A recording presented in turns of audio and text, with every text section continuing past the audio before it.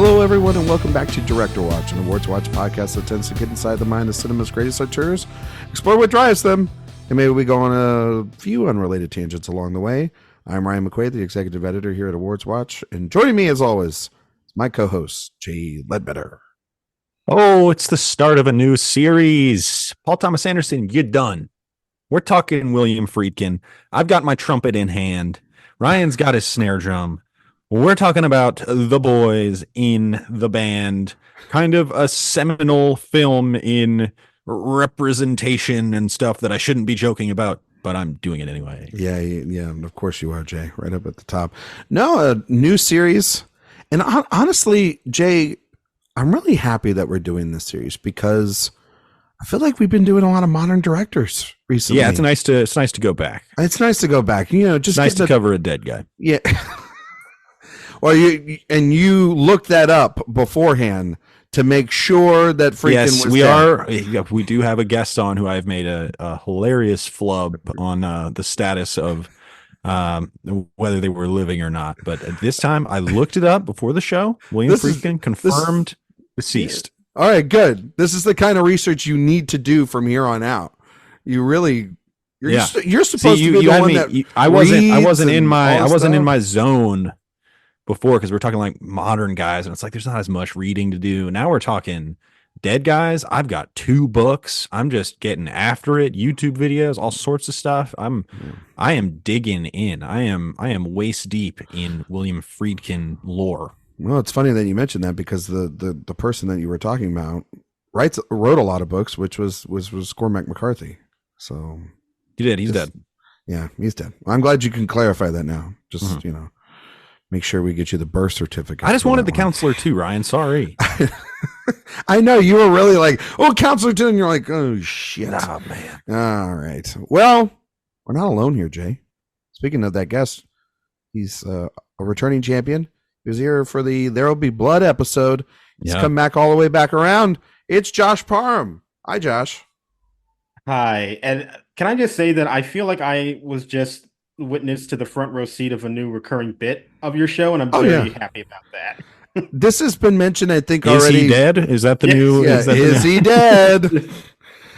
I looked it up, and yes, I know he is dead now. Yeah, we're gonna. Now it's time for America's favorite game show. Is they dead? Contestant number 1, Henry Kissinger, dead. Well, yes. All right, congratulations. Wow. Real stretch there. 3 for 3 today. There you go. Jimmy Carter, surprisingly not. His wife? Yes. Will he be soon? Liza Minnelli. Still. Wow, we are starting off so strong. I'm telling you, it's the new year. It's a new series, and it's a new bit. You're welcome, Josh. It's great to have you back here. Always great to be here too. We're gonna put that out there for Jimmy Carter right in the new year. I mean, statistics do show when wives do pass away, the husbands pass away. I mean, he's held on longer than I expected, honestly. Yeah, it's the. Have you guys seen that picture of with the Bidens where they look like they're doll sized? Oh, it's amazing. Yes, it is. I love that picture. What a picture! Just incredible stuff. Where they're what? They look like they're. It's a perspective thing or something. I don't know. Yeah, it's like the lens with the camera that they use. The Carters are in chairs and the Bidens are on either side of them, but they like on their knees. Yeah, but the Bidens look like they're giants. Oh, compared to the Carters. It looks like they're hanging out with 2 Barbie dolls. Oh, okay. Or like it's Gandalf and the Hobbits. Exactly. So it's like the Ian McKellen perspective. Yeah. Or I'm gonna put you up here, but then Elijah Wood's like. Yeah. Lower by like it's amazing. It's one of the greatest pictures ever taken. I agree. I'll make it my background. Well, it is an election year now, so that's why we have to talk about all this stuff. Yes. Not to get too political. Yeah, let's talk about the election. Not going to do it. Not doing it one bit. Well, Josh, you're here at the beginning of a new series with us, so congratulations. You're getting here pretty soon. Not just all of our takes, as well as your take on The Boys in the Band, but also we're going to talk about Friedkin, and Jay's going to, for any of our listeners that have we've never done this before on a series, actually, here on Director Watch, where we're not going to be able to review every one of his films. But we are going to fill in the blanks with at least a dialogue at the beginning of each episode. Yeah. And fill those in because Jay is the completest. There are some movies that I've seen. We just don't have time to give every single one of those films an episode because some of them aren't worth more than the 2 minutes that we'll talk about. Sonny and Cher movie. But that's what I'm here for. That's what Jay's here for. So we'll do that. But I'm in my bag. Before we do any of that, Friedkin is a very important filmmaker, very influential filmmaker, and I think I know we were all having a little bit of a laugh there, but I think the real inception of this series was the idea of that when he did pass, looking at his filmography and seeing so many interesting titles to be able to discuss, and just the way in which, and Josh, I'll get this over to you, is the way in which it seemed like online we did really lose someone truly special, someone that a lot of people, not just with one film, but it felt like 7-8 films people had a different reaction to. He had a career resurgence. He was a big personality especially towards the end of his career, and he was still going. You got to see his last film in Venice, and so Josh, I just want to get your thoughts on Friedkin as an artist and as a director.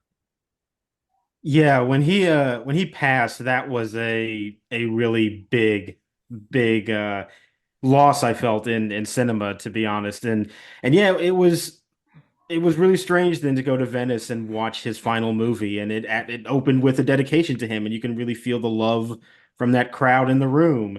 And yeah, I think that Friedkin, he's a filmmaker that comes from that class of 70s auteurs that we just we don't have that many of them anymore, sadly, and we really have to cherish the ones that we still do have. And I've always been fascinated with him. I think that he has such an interesting filmography. I think that his dedication to these really particular kinds of characters and set pieces within his movies, I think that he can just shoot the hell out of a chase scene. It's just incredible. But I just think that he was always somebody that had a really fascinating perspective on storytelling. And yeah, that is a perspective that seems to be pretty rare these days. And so he's not really a filmmaker that I would say, like, if I were to list out everybody that is one of my favorites, he would be at like the very top of that list, but clearly somebody who demands respect. And I have such an admiration for him as a filmmaker. And I do think that losing him was a big hit for cinephiles everywhere. It was a big loss. It was a big loss. And it's almost one of those, like, I mean, we don't talk about him consistently and like we do like Spielberg. Like, I understand it's a big loss, but he hasn't been super relevant in like 30 years. Well, I wouldn't say that. I think he had a resurgence, and we're going to talk about that resurgence in the 2000s and in the 2010s, and he was making interesting films again. There was for a while 20 years. He had one movie that kind of brought him back, and then yeah. And I mean, well, then we're going to talk about his newer release later to end the series. The K Mutiny Court Martial, and a lot of people, it's one of some people's biggest surprises of the year, a movie that's really, really good. But yeah, I mean, he's not revered in the same way as we do like a Scorsese or a Spielberg or even a Coppola. And Coppola is another person, like, he had a great run, but there's been a lot of there's been a lot of stinkers, over his filmography since made Jack. Yeah, I mean, oh my God, Jack. We ever did a director watch series on Francis Ford, I think we'd have to do Jack, honestly. You'd have to do Jack, absolutely. Oh, 100%. Yeah, 100%. Josh, did you come Robin on for Williams Jack? Farts in a can. Yes, I mean, you got to talk about that incredible moment in cinema. Josh, would you come on for Jack? Let me get back to you. Okay.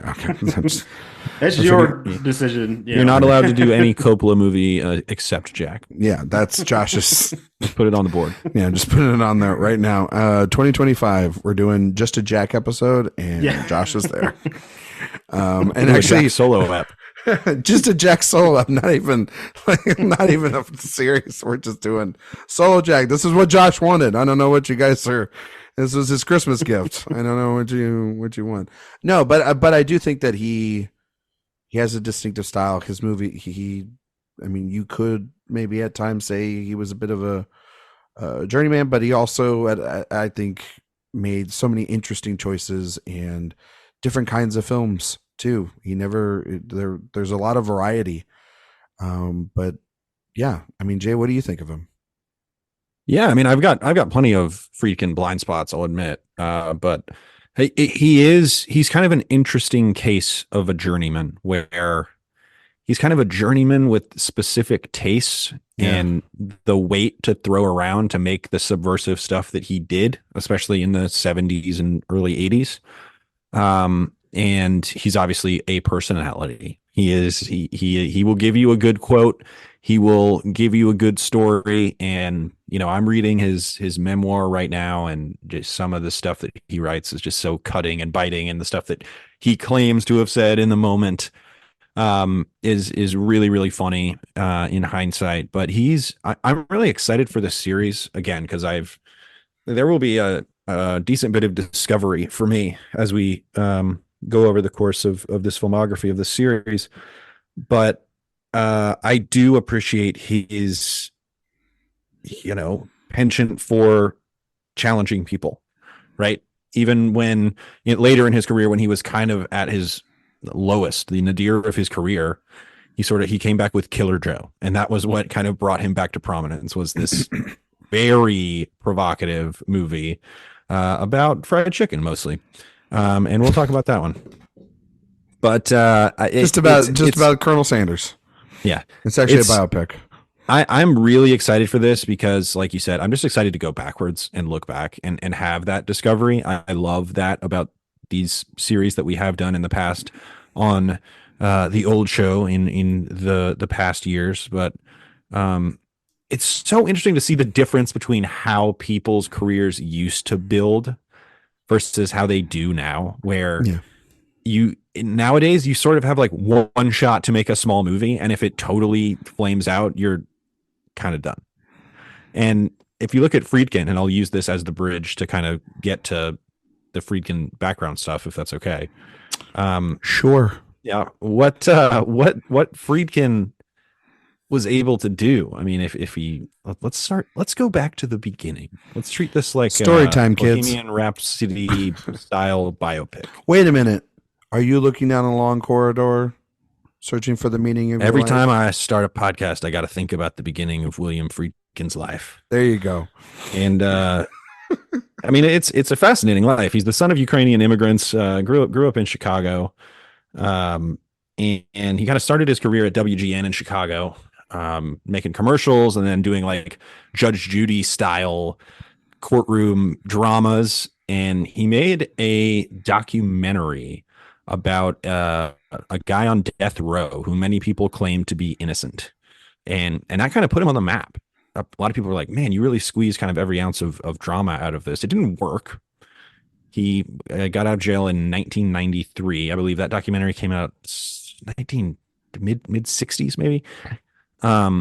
He got out in 1993 after the condition was he had to confess to all of his crimes and they would let him out on parole. But nevertheless, the documentary was a resounding success for his career. He got an agent, moved out to LA, and the first piece of fiction he ever directed, first scripted thing he ever did, was the very last episode of Alfred Hitchcock Presents, which I thought was kind of an interesting way to start your career. And then also just reading about it, thinking about how old TV used to work. It's so weird. Everybody just used to work because it was a job. He had an Oscar-nominated cinematographer on this cheapo episode of Alfred Hitchcock Presents. And then after that, what do you do to start your film career in 1967? You make a Sonny and Cher movie, of course. You make Sonny and Cher's Hard Day's Night, a movie called Good Times, which is pretty bad. William Friedkin called Sonny Bono one of the few geniuses he's ever worked with, which I thought was interesting, especially coming from William Friedkin. Sonny Bono dead. He is also dead. Cher alive. Yeah, Cher alive. Didn't realize quite the situation there. She was like 16 when her and Sonny met, and then they married 2 years later when she was 18. Whatever. I'm not gonna get into that. But yeah, age gaps were last week. Our our Licorice Pizza episode was last week. We've covered all of this. Yeah, we covered all this. But he makes that movie. It doesn't really go anywhere. And then still, he kind of just has a little bit of clout. He meets some people, and he is given 2 opportunities. One is to be second unit on the film Grand Prix, directed by John Frankenheimer. He became friends with Frankenheimer, and also he said Alfred Hitchcock was a real jerk. He said, after I met Alfred Hitchcock, I told myself I would never treat a young director the way that Alfred Hitchcock treated me, which I thought was interesting. Yeah. That's interesting advice. Also, from him especially. Yeah, Alfred Hitchcock. Yeah. Alfred Hitchcock also dead. Also dead, and William Friedkin, famous cool guy who treats everyone well. Yeah, especially actors. Yeah, yes, yeah, especially in a Q&A. If you ever seen him with Nicholas Winding Refn, totally didn't just not that wasn't warranted, but still that is one of the great interviews though. It's he's got a million sound bites of the best things that I've ever heard in my life. But he gets to he has a few opportunities. I'll talk about one in particular that was very interesting, and it was some TV show that I'd never heard of, but he was like, oh, this is the best TV, this is the best show on TV. It was like a detective TV show, and they're like, we're gonna make a movie out of it. And he's like, oh, I'd love to do that, just show me the script and let's talk about it. And he reads the script, goes to a meeting with the creator of the TV show, and he says,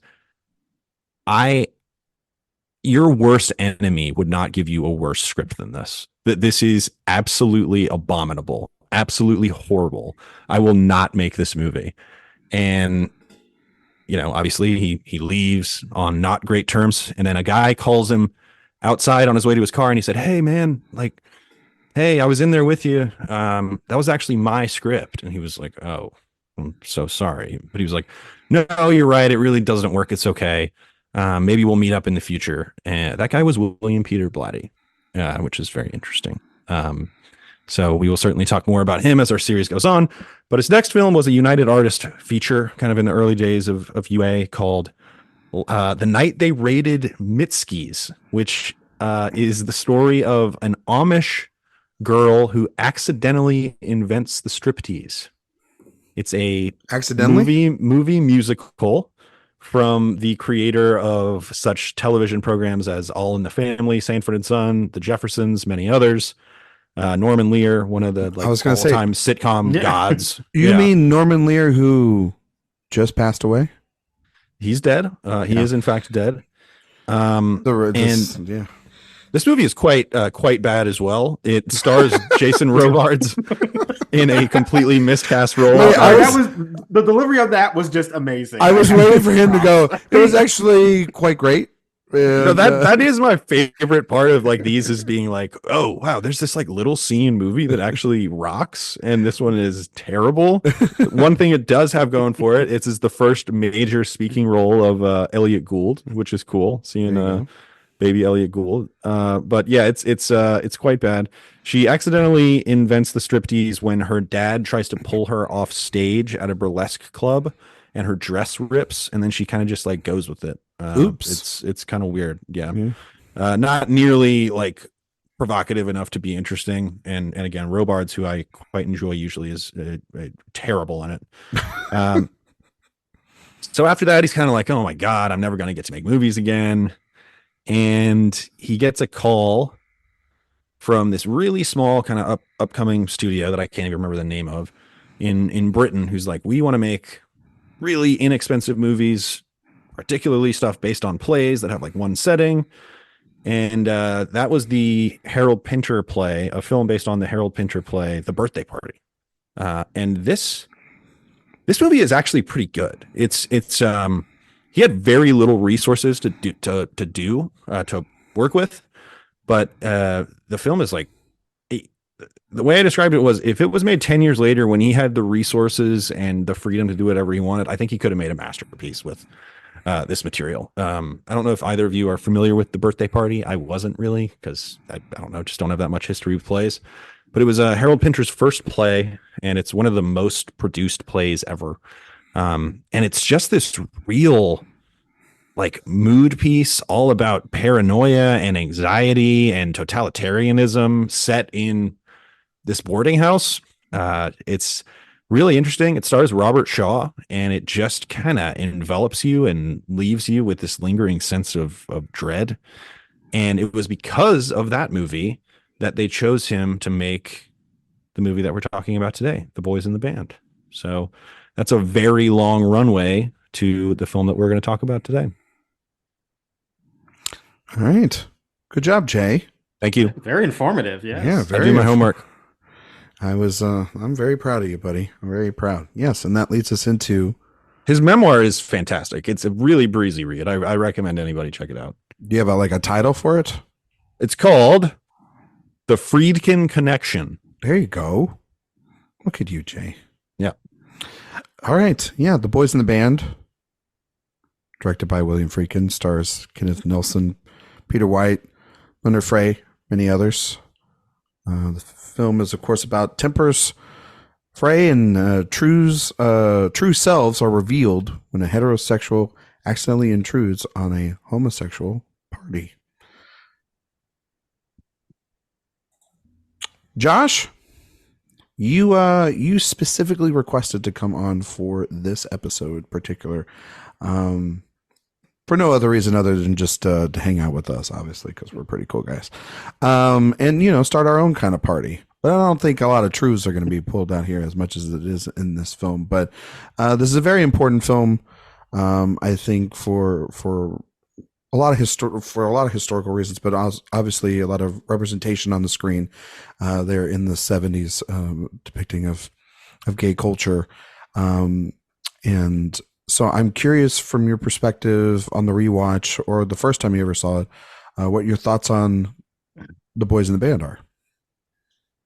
Yeah, The Boys in the Band is a movie and just a work in general that I have had such a complicated relationship with, as you can probably imagine.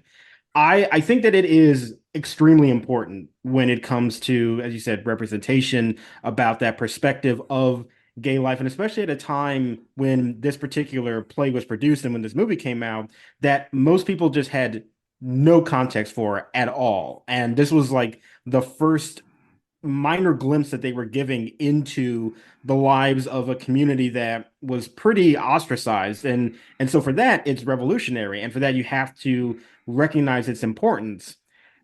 At the same time, I do think that this material is extremely dated.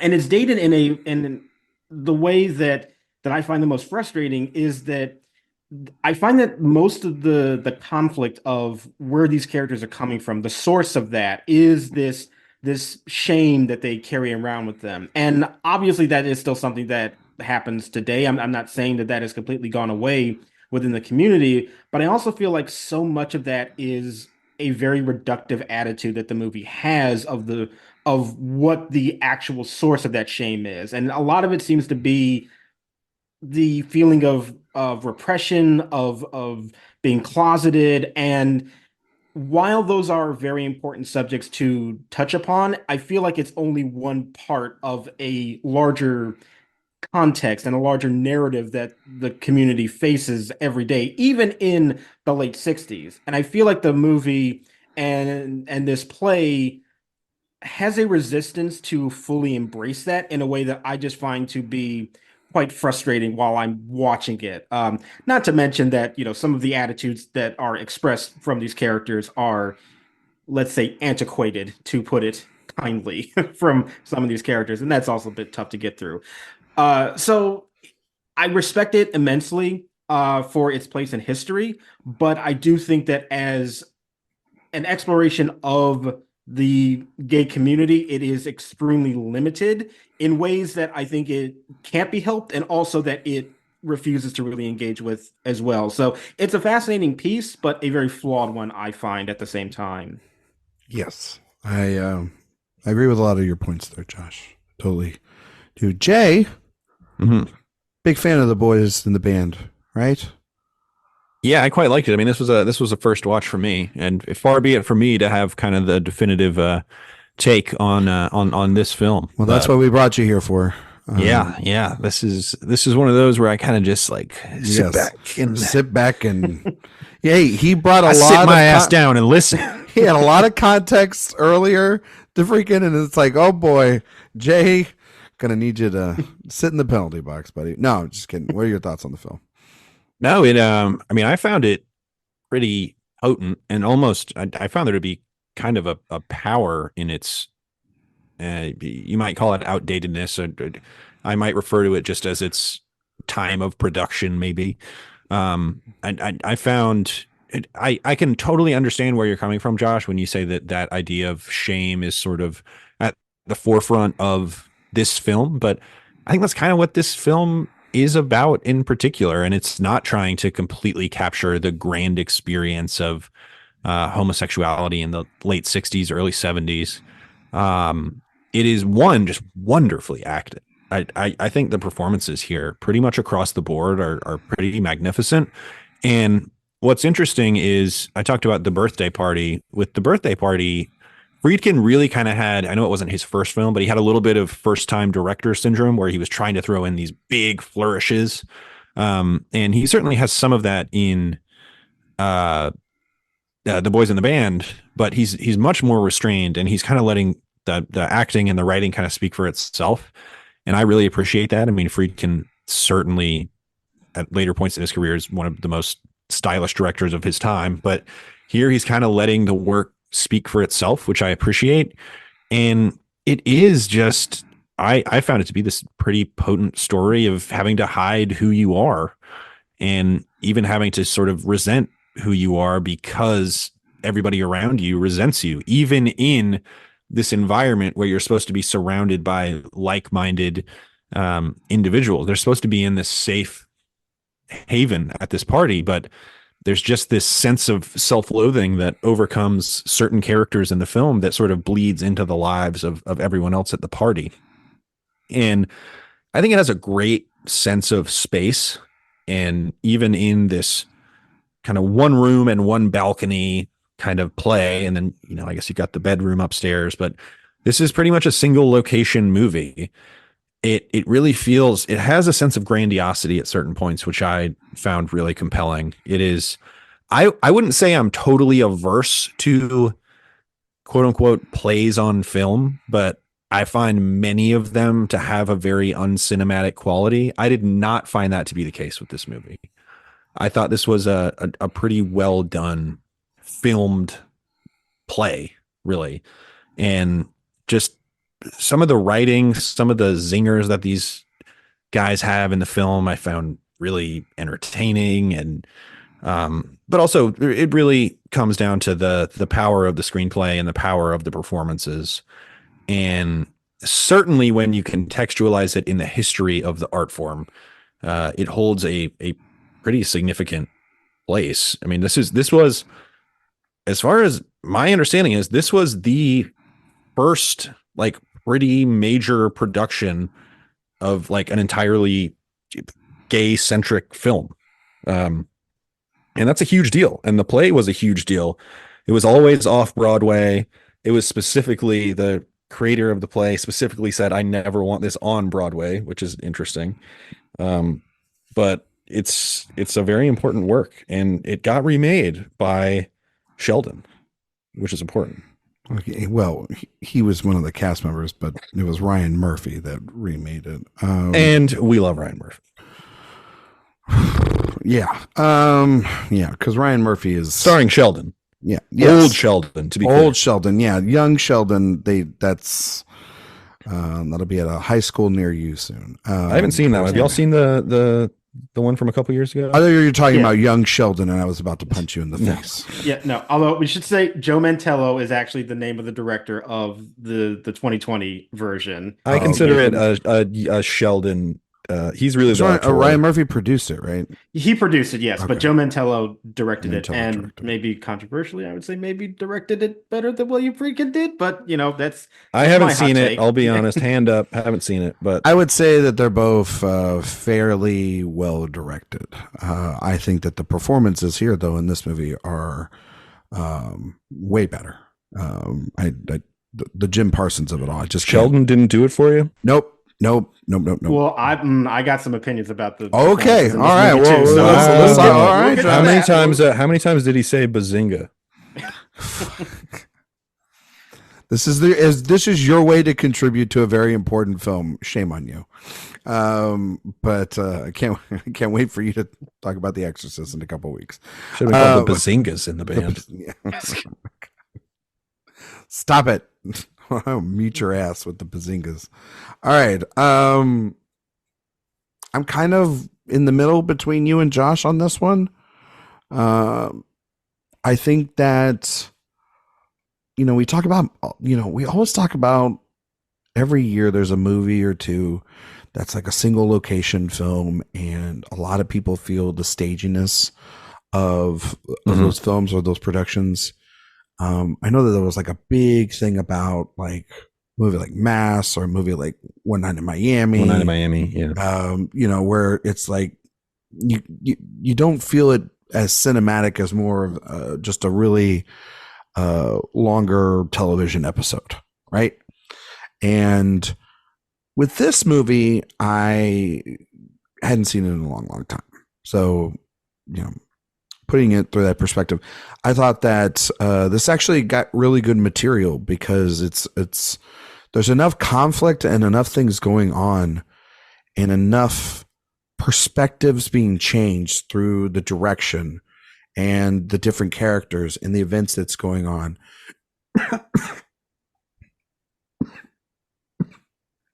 Out of nowhere. Wow. Okay.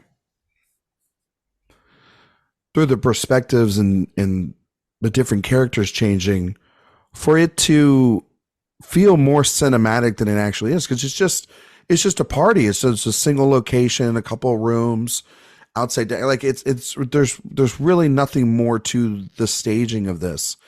Tiny montage at the beginning. Little tiny montage, not much. But I think Friedkin does a really good job of making this place feel at times very tense and at times very expansive. And I really appreciated that when I was watching, because for a 2-hour movie, there's a lot going on here. And it's long. It's probably a little too long. That's always been my problem with this version and the other version of this movie, is that they're 2-hour movies.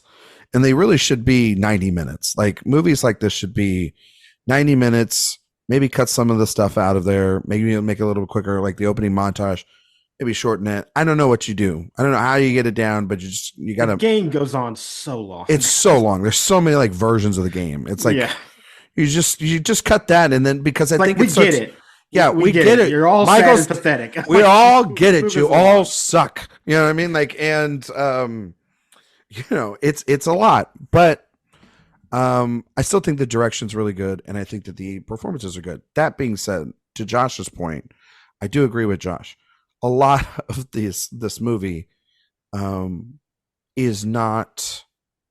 It doesn't really particularly age well, and then when it was remade, it didn't really add anything new to the conversation for me when I was watching that version. Pretty much, it was almost copy and paste. A lot of the dialogue, a lot of the conflict, a lot of the internal angst that these characters have, and it is not as representative of the overall, like even Jay was saying, of the homosexual experience and of that time, but just in general. It can, movies can be. It doesn't have to capture a universal experience. It can be specific. Well, it doesn't. It doesn't. Hey. And I certainly would say that I think that you can definitely look at this movie as sort of like a time capsule. It is very much that. Yeah. Yeah. And you can appreciate it with that context. But I even think, given that context, that there are still nuances that it could engage with that I just don't think it does. And I think a part of that is maybe it doesn't feel equipped to actually do it. But I think another part of it is just like, the story itself just is not interested in those nuances, and they're there even in the late 60s, early 70s. I think that is still present, but I think that for the most part, the story just seems to take a very kind of surface level analysis of what is driving the drama and the angst with these characters, and it all just seems to come from a very reductive perspective, I think, of self-loathing, which, yes, is an important element, but I don't think it's the only element that you can explore. And I think over the 2 hours, yeah, it does start to feel a little repetitive after a certain point. And that's why I have some frustrations with this material. Yes, I recognize looking at it from the context that it existed in, but even in that context, I think that it evades certain discussions that are there for the taking. And I don't think Jay, one film should be, nor no film should be the sole representation of an entire section of No, people. no, I agree. I think that's a fool's errand. That is, yeah, it is. And I agree with that too. And anybody that wants that, that's sort of like, I remember a couple of years ago in the Heights, got, people upset online and everything. It's like, this is not the only movie that will ever have a Latino experience. And it was sort of people just, bashing that movie into the ground rather than just like, let's celebrate that we have this and see if it's actually good or whatnot. And then we got Blue Beetle. Yeah. Yes. Then we got Blue Beetle. But everything was solved. And then everything was solved because comic book movies in 2023 did wonderfully. Yes, but that universe succeeded for all time. Yes, we've got going. 90 more movies coming out from the DCEU this year. Yeah. But no, I think that it's not about, Josh said it perfectly, so I don't really need to go into it again, but it's about, everything feels very surface level. It feels like as if these characters and the drama that is being pushed forward by it is coming from a singular position that all of them are feeling, rather than the multiple nuances of every individual person that's in that room, because not everybody experiences the same thing, even in a group of friends. And I think it's a little bit reductive at times to sort of just go down that. And I get that for this era, that they kind of have to do that because, it was probably, and Jay, you probably read more of this than I do. It was probably not easy to get this movie made. It was probably, and obviously it's not easy to put this up on a screen for people to see, even in the 1970s. So, and do it in such an openly interesting way. Creative. Yeah, it's almost like it was doomed to be a little more straightforward. Exactly. I get that. Yeah. It's kind of the fault of the era, but then still the new film, which has the openness of now and could maybe modernize it or maybe put it in a new location, or because is it just kind of too in love with the original? It's too in love with it, and it sets it in the same time period. We don't even need to talk about that. But even in the time period, it has the opportunity from Netflix and other places to be able to expand those ideas from this film, and and be able to take what the original couldn't do over the finish line. And I think that movie does not succeed in doing that either. It kind of still does the boilerplate issues of angst and just all this self stuff underneath these characters that are really surface level, rather than going into the deeper fundamental reasons as to why all of those feelings are there. Yeah, I get that. I mean, if there's one thing you can say, and for me, it's overcome by the kind of unseen and unsaid history of these characters that is to me communicated by what I think are pretty wonderful performances. I look forward to Josh's kind of perspective on those, because I think they're really great. Well, there's one in particular I take a big issue with. I'm guessing. I probably guess what which you're talking one that about. is. Yeah. But the one thing you can say about the movie, right, is there's kind of like they're working on archetypes. Kind of, there's like the straight passing guy, there's the metropolitan guy, there's the overly flamboyant guy, there's the kind of really self-loathing kind of main guy, on and on down the line. And so they are kind of working with these kind of high level, that they're trying to ease you into kind of this lifestyle, because it hasn't really been shown before. So I can understand that criticism for sure. But to me, again, the performances kind of overcome that problem for the most part. But I totally understand that perspective. And I should also say, like, as I said up front, my feelings are complicated. It doesn't mean that I think the film is just outright terrible, because I do think that there are good things about it. I do think there are good performances in this cast, even if I don't love all of them. I do think that there is value in what they are trying to explore, especially around this time. And I do think while I wish it had more to say than just gay people are sad because they have self-loathing, it's still an important element to explore, and especially for the time period. So like there's many aspects to this film that I find fascinating, that I am engaged by and want to dig into, but I'm also, every time I do, I just find that there's another frustration where it's like, okay, give me more. No, we're not going to do that. And I just, that is something, as I watch this movie, that I can forgive in some places, and also in other times I'm like, no, I think you could do more. Yeah, no. I mean, I think that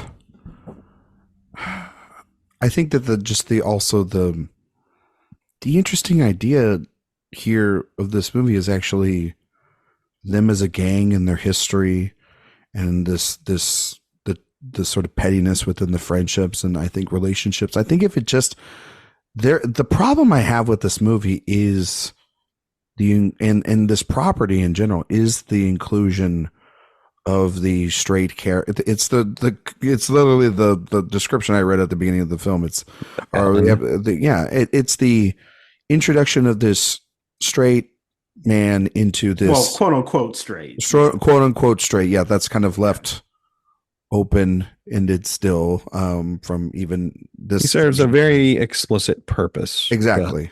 Is it interesting enough to carry the movie the way that it is asked? But would those feelings not be explored even within that group, because there's already enough dramatic tension between these characters, enough to where you don't need to have that, where the game can still be played, where well, he's just kind of like the loaded gun in the room. Yeah, and it's Chekhov's Alan. Chekhov's Alan, indeed. But I feel like when he arrives and then when he comes back in the third act, that's when I feel like the movie loses a lot of its momentum, because that stuff in the middle, once the party starts going, they start eating, they start having, they start really talking and engaging with the relationship, giving out the presence. Yeah, the presence and everything. There's so much dialogue there. There's so much different kind of conversations that are happening. And I just found all that to be just far more interesting. And those layers there could have been peeled even more if we don't get this straight man MacGuffin to come in here to then get to the emotional core of all these characters that I don't think some of them even need to get to in a lot of ways. And if they are, it feels weird that it's through this avenue of this guy coming here. It feels like this group would have already maybe explored a lot of these issues already, knowing them, knowing each other over so many years. And it wouldn't be over like a lasagna birthday party that they would figure that out. Like, I get it. It's all when I really started thinking about it, like that character is brought in there to have all of these gay characters experience and internalize their lives, and it's like, okay, but they get answers at least, but then we leave him open-ended. It feels a little clunky, I think. Yeah, I do. I will say the one thing that's kind of coming to my mind as I'm thinking about it is I do feel like the world is so lived in, but the one thing I can't really buy into is that this collection of people has ever had fun for an extended period of time together. That's something that, given this series of events, it's hard to kind of believe. Well, I will say that from my perspective, I can understand how, especially during this time, you kind of have to force a family together. You seek out the individuals that are like you, and you create that community. And so that point of view, I can understand it a little bit. I think the bigger issue that I tend to have with this dynamic is when Alan enters, that's essentially the straight world crashing into their bubble. And that's important to show. It's important to show how this group of people who are so energetic and feel so free with themselves when they're alone together and can just live out their lives without a care in the world, as soon as the specter of heterosexuality enters, it just disrupts the vibe. And I do think that's an interesting perspective to show. It's an interesting thing to show especially a straight audience that your mere presence in this group is being disruptive.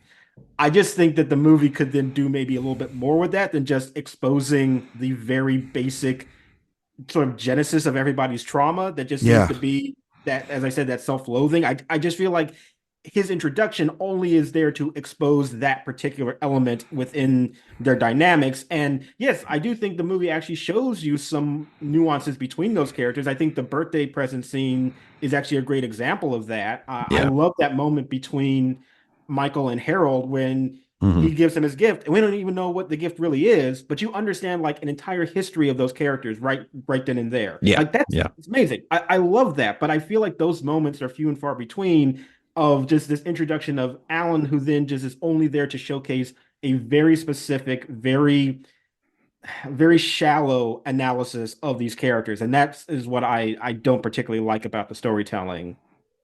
I don't Yeah. totally disagree with that. I also think the cast might be a little too big for the story. I mean, the movie is fairly long, but there are certainly some underserved characters. I think. Yes, there are. I think it is fair to say Bernard is not given his due Yep. entirely in this film. And what they do give him, I find just completely indefensible, to be honest with it's you. very contrived. It's almost like an excuse to just shove him in the corner, Yeah. which is unfortunate because he is the only black character in the movie. Yes, and that is a decision that is made by the writers, by the creative team, to make this character black within a group of only other white men. And like, if you're gonna do that, and then pepper this movie with as many racial slurs as it has, it's like to not really engage with a real dialogue about that, which absolutely is there. Like, trust me, it's there. There's plenty to talk about with that kind of dynamic that the movie completely sidesteps, and that is one of the most frustrating things about what I find with how it deals with some of these characters.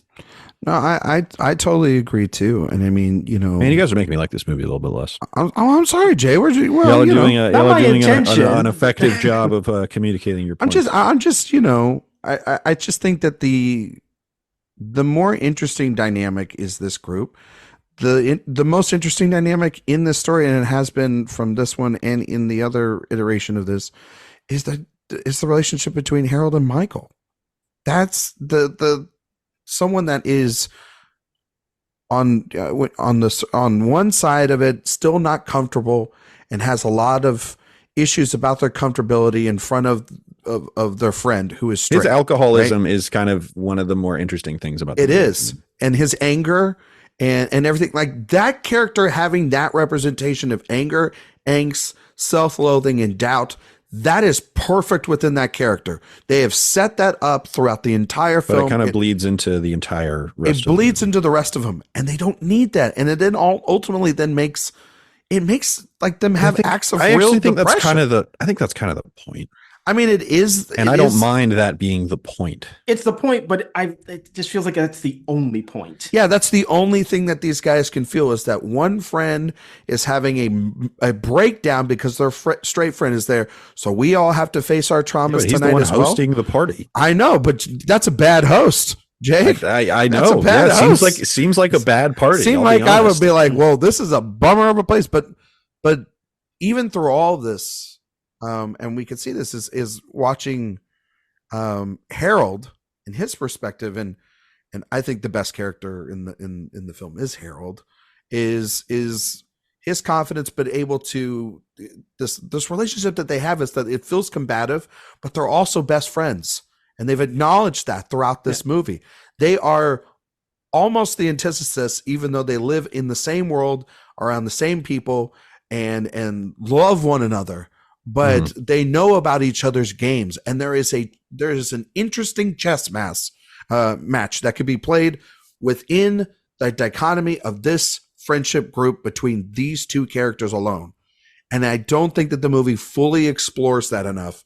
And that's getting spread a little too thin. And then therefore we're back to this game. Like, I mean, the game of telephone should have just been My Dinner with Harold. Exactly.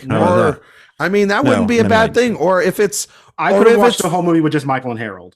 I mean, 4 or 5 people. I like Donald quite a bit, actually. I think Donald's interesting. I think 4 or 5 people is the right thing. And maybe there are characters that you talk about that people are in relationships that they're off screen rather than having those relationships on screen.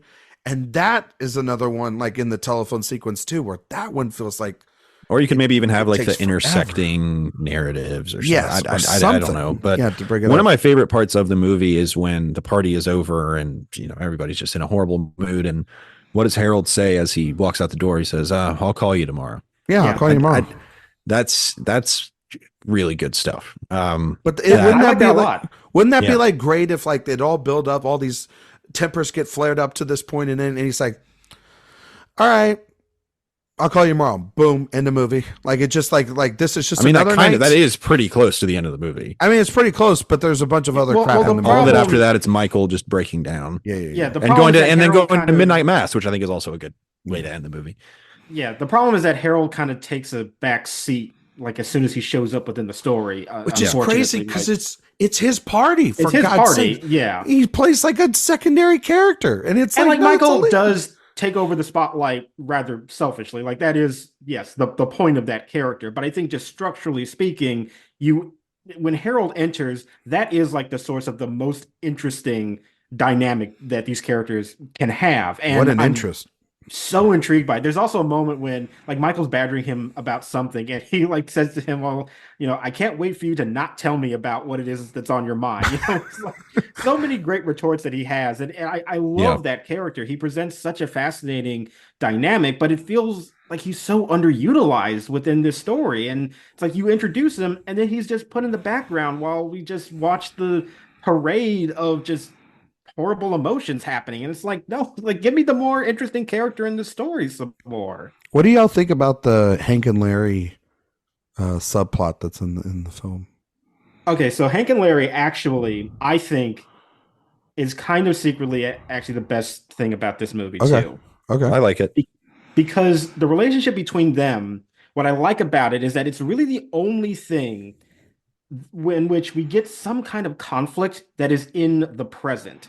So many of these other issues that they're dealing with are like going back to their past and, you know, people that they've loved for years that they can't talk about. And like, once again, that kind of self-loathing perspective that the movie just seems obsessed with. But their dynamic is all about what is our relationship right now? What do we mean to each other? How are we existing in this moment right now with each other? Like, how do we connect? How do we figure out what is of value with each of us? And like, how do we define the parameters of this relationship in the present that we're living in the moment? And it's really the only time I feel like the movie actually is interested in those questions, interested in a more complicated dialogue with how these men interact with each other. And I find that to be so fascinating. And I do like those performances very much between those two actors, but more specifically the characters themselves and the themes of what they're dealing with, I find is so much more potent than nearly anything else that's happening in the movie. I think they also have the most refined characterizations in the story. They're very specific, where you could accuse some of these characters of being very broadly drawn. They're very specific with a lot of history and background built in. And every time you see them, you understand what is driving them in any given moment, where Michael is like this very, like, he's dealing in a lot of hypotheticals and a lot of unknowns, but we understand what that is driving. It's just hard to really understand what is driving it. So the Hank and Larry stuff, I think is quite good. I think it's good. I think it's good. I think it's a little long in the telephone game. It takes up no, it's good when they say I love you. But that's the only bit of the telephone game that's interesting, though. No, I agree. I think Emery's stuff on the phone is actually interesting. I think Emery stuff in general. I would be more interested if I didn't hate that performance so much. Yeah. Well, let's talk about Emery. I mean, we got. I think Cliff Gorman is giving a horrible performance. Yeah, I think it's grating. You know, who plays him in the remake? I don't think Robin De Jesus. That's right. That's right. Who is excellent. I love Robin It was DeJesus. much better in that movie. I wouldn't go so far as to say terrible, but it's definitely it's playing to the rafters. It's playing to the stereotypical rafters is what it is. And you know what? Like, those kinds of people exist. Like, I don't take issue with the personality itself, because like those characters exist in real life. And as I said, in the new version, I think Robin DeJesus plays that character beautifully. Like, he's so funny and charming and engaging. Like, it's great. But I think that Gorman just is all affectation with very little underneath. Like, yeah, he had like one crying scene where we get the single tear, but like, he has a very long monologue. It is a very long monologue, and maybe also, I don't know. I understand why Friedkin shot it that way, but I find it once again not to be that engaging for me personally. But I still find that character to be just so, oh God, it's just so broadly drawn. And I feel like Gorman just does not get how to make him anything that is just not grating and annoying. And even in the moments where we're supposed to feel more sympathy and connection with him, I feel like he just fails at that too. I fundamentally hate that performance so much. Oh, yeah, it's not good. I don't like it. I think the characters, there's not much on the page though that can really save the character. No, but if you have a good actor, you can save it. You could try. Robin DeJesus, love him to death. He is so great in the new version. He manages to find the way to play that character in an endearing way that I don't think Cliff Gorman does. I think he's a much better actor too, Josh. Yeah, I get it. Well, it just feels like in this one, it's all just about, oh, he's the sissy, and that's what I'm going to play, and without much variation from that. Yeah, and that's why I think that's very much of the time performance, I think, where it's like, we're going to familiarize you with something that you haven't really seen before, potentially, is part of it, or at least you haven't seen before in a movie. Yeah, but that's why for me, because he goes through so much, I mean, especially given when Alan does strike him and there's the blood, which is a very striking scene, no pun intended, but it's just like visually you're like, oh wow, like pretty visceral. Pretty visceral, even though it's very 1970s fake blood. Yeah, it's very for sure. The blood is very on the shirt bright, and everything, bright red. Just, bright red. Friedkin is a great. I mean, he captures violence very, very well. Yes. I just thought that then by the time we got to the telephone scene, that character had been through enough already in this film, and for that character to go through that, it felt torturous. It almost felt, at least for me, from my perspective, I felt like, good Lord, like I think that this he's a little cruel. I was like, I think that he's had enough tonight. Like, we can stop with this, and that's where I think, go back to what you're saying, Josh. It goes on so long, that scene, that sequence, that I think you can get rid of that and then just go and focus on the thing that we matter most, which is the Hank and Larry stuff, which is, again, very nuanced. It's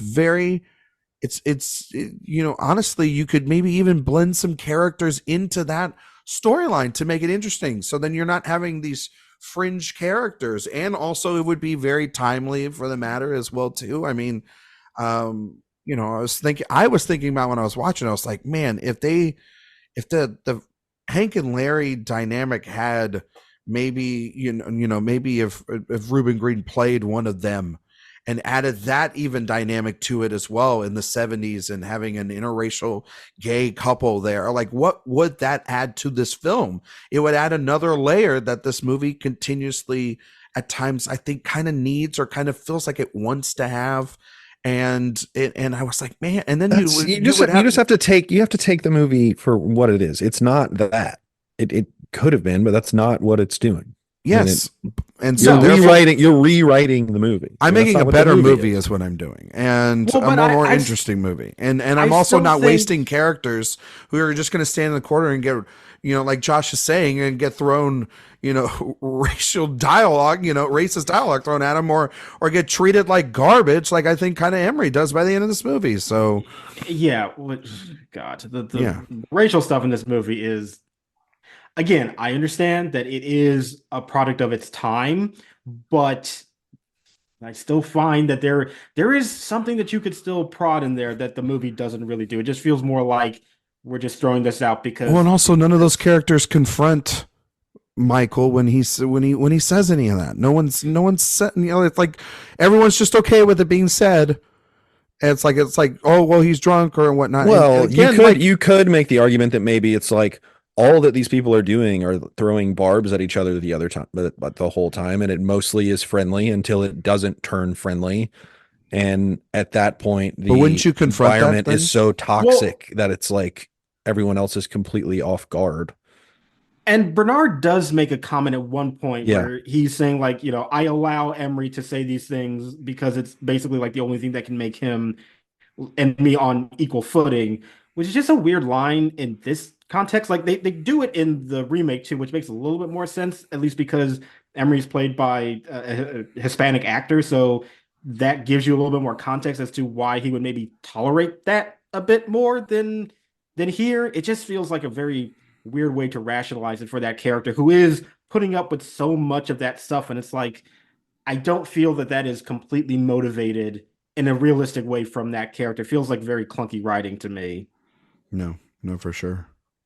There's definitely some clunkiness, but I will say, Ryan, I mean, we talked about just last week about how sometimes these racial stereotypes on screen in Licorice Pizza, it was like, oh, well, that's how it would have been at the time. Well, this was actually the time that it was made. So you can't have it both ways.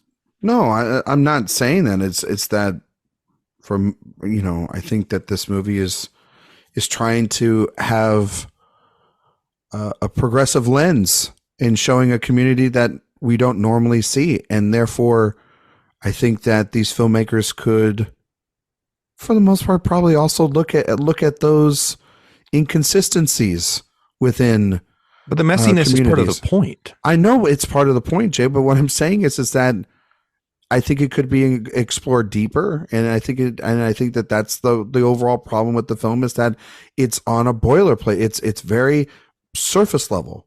Everything is surface level. Then it would be he's communicating his self-loathing by insulting other people. I understand that, but that's not how humans work.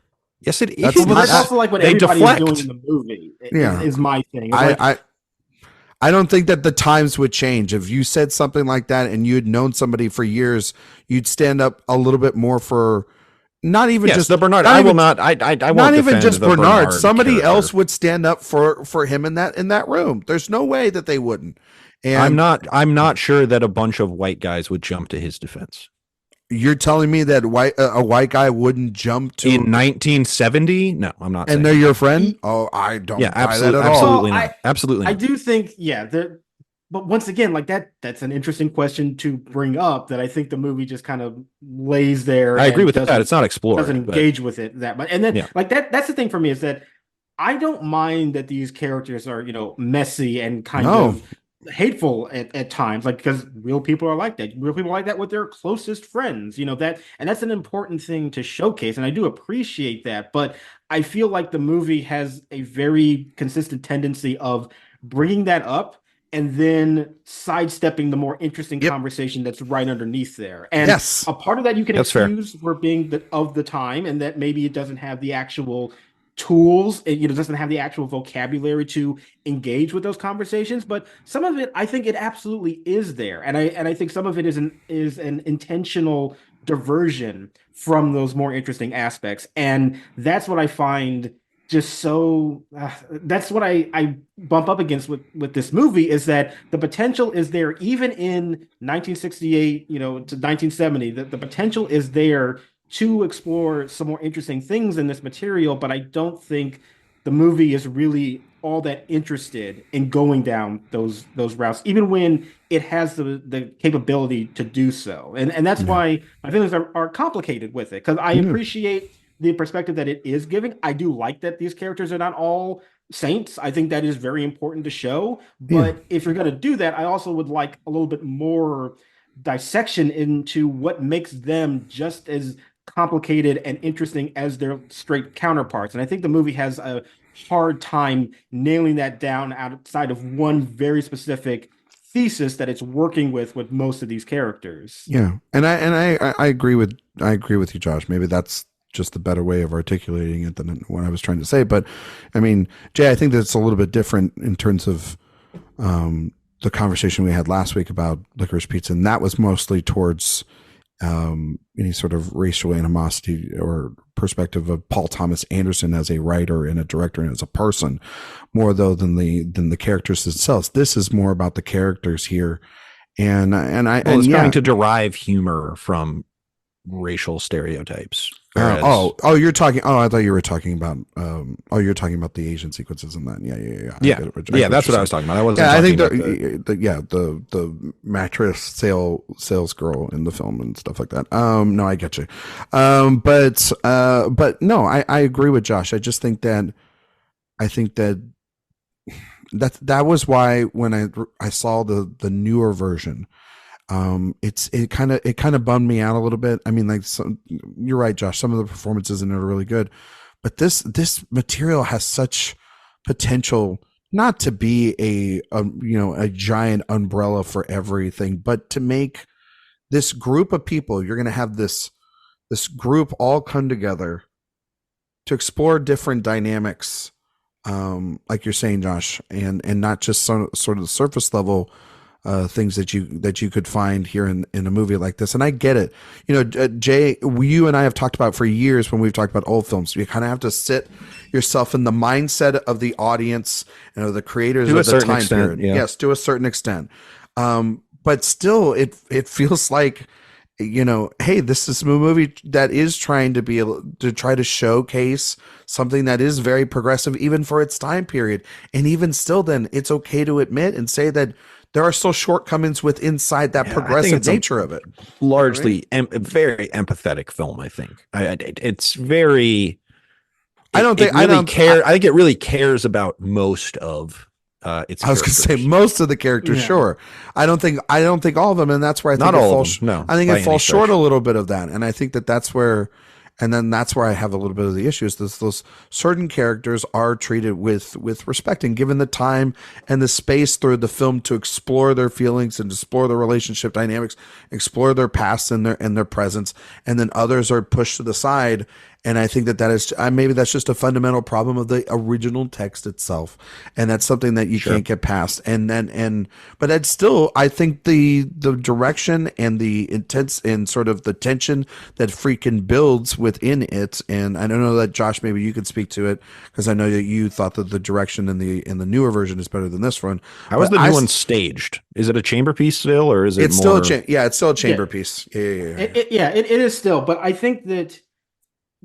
There's like a couple things I think that the new one has a better sense. I do think the new one has a better sense of just how to maneuver through that space. That's with fair. A little bit more energy to it, with a little bit more presence in terms of getting yourself engaged with those characters. And I also just think that the perspective itself, the fact that, that version is directed by somebody who is gay and understands that those dynamics may be a little bit better than Friedkin does, I think does give him a little bit of an upper hand of feeling more immersed in the material. I find. I think that the direction of the 70 version is still good for the most part, and there are a couple scenes I do really like, but it does still feel to me like somebody trying to make a play cinematic in a certain regard and doing an admirable job of it, but I still kind of feel a little bit of a clinical remove at a certain point that I don't feel in the 2020 film.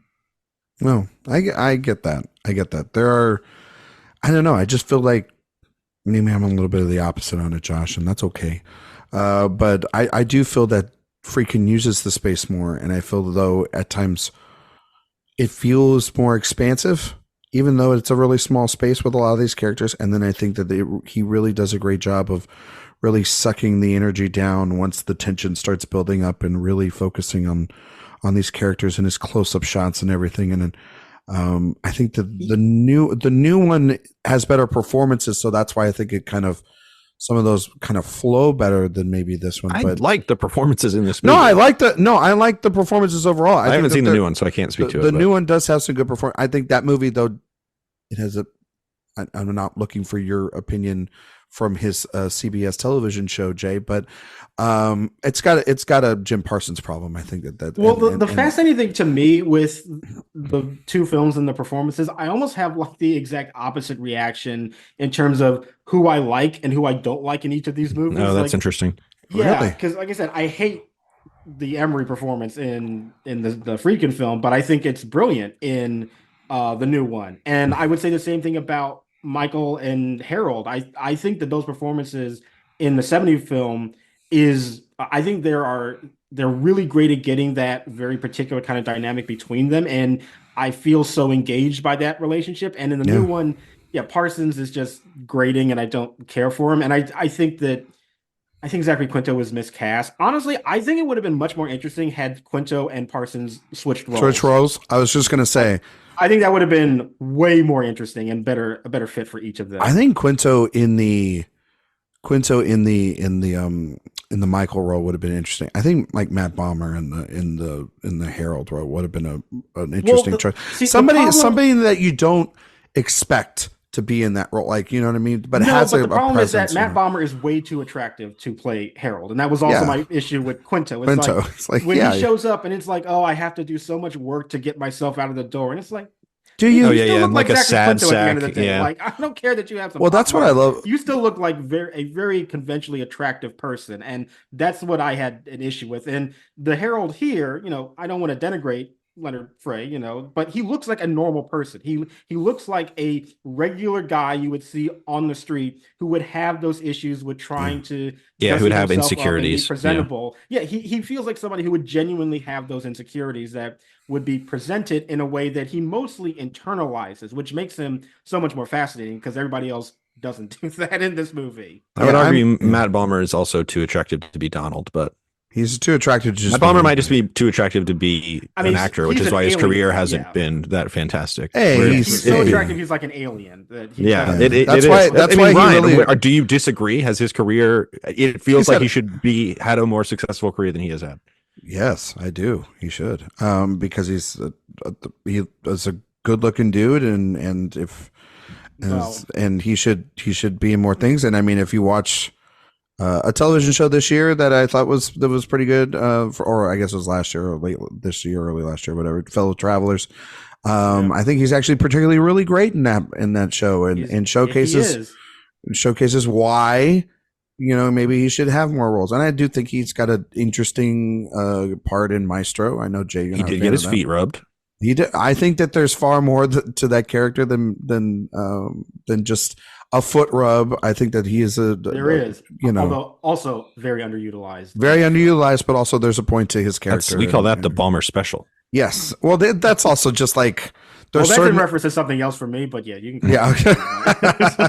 Well, there's just certain actors that show up for like 1-2 scenes and then they never show up again. That's what we call, Jay, the John Barenthal special. Barenthal, he leaves his mark. He's out here going from the top. Oh yeah. Have you guys seen? You cannot say John Bernthal leaves a mark and just let me sit with that. I'm sorry. You just can't. This house is not well built. Have you guys seen Origin? Yeah. No, I have not. It's on my list. I'm watching it this weekend. God, he's so good in that. It's one of those where I was watching. I was like, I watched The Bear. I'd love to see him. Freaking good in The Bear. I'd love to see him in like everything on the planet. And then when they do give him leading roles, those are particularly the least interesting things I've ever seen from his. He has an absolutely bizarre podcast. I don't want to listen to it. Yeah. One of the weirdest podcasts. Well, all he talks to is like military guys and Shia LaBeouf. It's so weird. Yeah. It's weird. He's a complicated figure. You can't put him in a box. I feel like he's one episode away from having Andrew Tate on. That's the energy of that podcast. Or it would sound like he would kind of agree with him, but not. He's got a very weird personality. He's in like a bunch of like progressive stuff. I know. And then he's he's in progressive stuff, but then he's might be fringe Republican. I don't know. He's then the Punisher. And then he does the Sheridan. He's in a bunch of Sheridan stuff, and you're like, what the fuck is going on? He's an interesting guy. I think he's a freaking fantastic actor. Yeah, I think and he just seems so charming too. Like you just have a conversation with him. Yeah, and no matter what, you're gonna fall in love. Seems like, and that's what King Richard. He was so great in that because he's just playing like a disgruntled tennis coach. But it's so it's so different though than like The Wolf of Wall Street, where he's like a total tough guy. In King Richard, he's just like a charming tennis coach who's kind of in over his head. And he's just tired of Richard Williams. Yeah. So it's so good. I will one point to go back to what you're saying about like Frey and Nelson's performances here, and sort of the normality of how they look, right, Josh? And I think that has a lot to do with the way that Friedkin and the cinematographer Arthur Ornitz shoots this film. I think that there's sort of when these characters are presented, but especially when we first do see Harold, there's almost like a darkness to outside already, not just from the night, but just sort of hide any of of the blemishes, or to hide all that work that he said that it took to get him ready to come in at that night and everything, and as opposed to like the newer version of this film from a couple of years ago, where it's like, well, that movie is shot like it is a Netflix movie, and and you can clearly just see that, like, also, it looks great. And it looks great, and it adds to the time. Like the Netflix movies look so good. Jay, I think, what was it recently that you saw a Netflix movie and you were talking about it on Letterboxd, I think, and I don't know. It is like everyone that isn't in a tour movie has that Netflix sheen that is just awful. It looks like it just has cellophane on top of it. It's terrible. Like the Extraction movies. I mean, those are masterpieces. So, how dare you? Watch your mouth. Yeah. Well, didn't you say Maestro had that? It almost felt like it had that too. No. Maestro is a pretty exquisitely made movie. My problems with Maestro do not lie on the page. Filmmaking. It's on the page. Yes. Yeah, I get you. Maddie Libatique, Innocent. Yes. Yeah. Leave that man alone. But yeah, is there anything else you guys want to mention? Jay, you're giving the definitive take. Yeah. Let me have the floor. ISO. I think there are some really interesting flourishes. I like kind of the scene where Tex throws up the red paper from one of the presents, and it's shot through the red paper, kind of just this disorienting, interesting image in a filmed play. I think is really good without overdoing it. Friedkin doesn't overdo it in this at all, and it was sort of a little bit of a prove it movie for him, so I understand why he wouldn't overdo it. There was a certain level of just be competent at this time. In cheaper movies, directors were sort of a necessary evil a lot of the time, so just play ball a little bit. Even though he did have a reputation for being a little bit of a perfectionist, a little bit of a problem child, but you guys have worn me down a little bit. You might have chipped a half star off of this one for me, but I still do find many of the broad strokes to be pretty powerful, and I think it does hold regardless of we've had some quibbles with it. We've said we've had a lot of praise for it as well. It's a very important movie in history, which is kind of a cool thing. As you could say, maybe it trips over itself at times, but I think its intentions were completely good. And I think it is a largely successful movie. And to both of your points, I think this is maybe the last time that William Friedkin holds his punches every now and then. Yeah. I think this is it. Yeah. No, honestly, that's a very fair point, Jake. Because to the point where I even sometimes don't even think of this as a Friedkin movie. It doesn't feel that way. He even says that in his memoir. He's like, I think it's a great film. I don't say that arrogantly. I tried to mostly stay out of the way. Yeah. I think that at that point in his career, he was needing something good to happen, and then this came from it, and I think that that's then what he could build off of. And sometimes when you're in a hole, you just kind of lean on the script and you lean on the actors, try to do it technically safe, sort of not too crazy, and just prove that you can make a movie on time and on budget. I think that that's what he did, And I think that that's okay. I think that, Josh, to your point, and a little bit of mine, it's just like there's maybe I can ask you this, Josh. Is there a do you kind of agree with me that like this is such an important and interesting text, but there is still more that could be explored? Even the newer version alone just tries to add newer layers, even in a time capsule. But like, it might just be that the source text doesn't explore that stuff. I think it's the source text, and I think Friedkin is not confident enough as a director to be able to just say, well, we're adding this, or we're, like you're saying, Jay, he's trying to play it safe. I think if this is made later in Friedkin's career, I think this movie takes more chances, narratively speaking, to get to more depths emotionally and cathartically than. And the other thing I will say, doesn't feel like he's going to make the French Connection next year. Yeah, he doesn't. That's interesting. And also, this was a box office bomb again. So he's no matter how efficient he is as far as being a workman and a craftsman, he hasn't made a successful movie yet. So, but Josh, the next one is important, and the next one ended up being pretty important. Yeah, Josh, do you think though that like maybe an updated version of this text is maybe needed, or? I mean, honestly, that's something else I have kind of mixed feelings about as well, because like, what do you do with it? Yeah, because I do think, as much as I find this material itself to be rather limiting in how much it does explore, I think it is also still very important as like a historical text. Yeah. That this was the attitude that it was being presented to an audience at this time. And I think it's still important to look at stuff with that context. I have said a lot of what I kind of don't like about the movie, but that doesn't mean I think that then just doesn't have any value to it. There are movies that we love that have problematic things in it, and it doesn't mean that we automatically say that those problematic elements erase everything about that particular piece of work. And I think even judging the movie based on those elements is still important. It still provides you with a conversation. And for that alone, I would say that it's still kind of vital and necessary. I don't think it does everything that it could.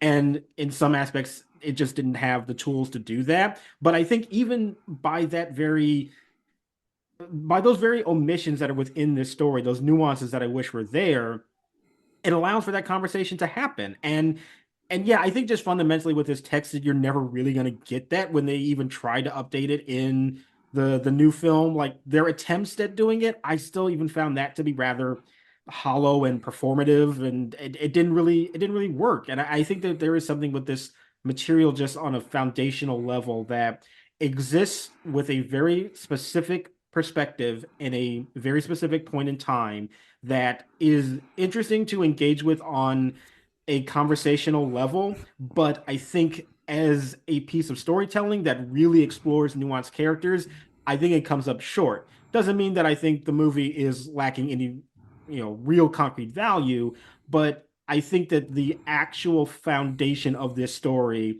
is only going to be impactful to a certain degree. Yeah.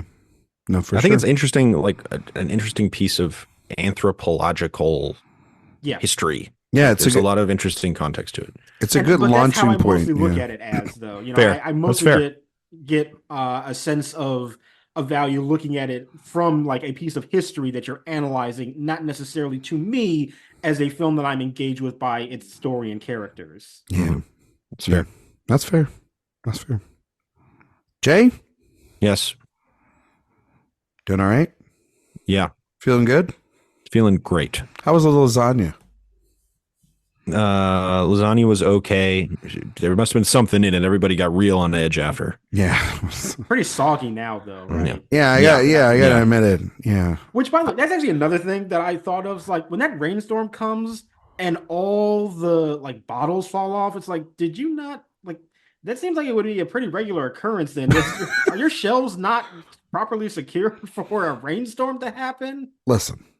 There's a ton of stuff, like just there was a moment when Harold's like, I guess, got extra, looks like he's putting extra ricotta and extra sauce on it on his seconds, and I'm like, I didn't know you can do that.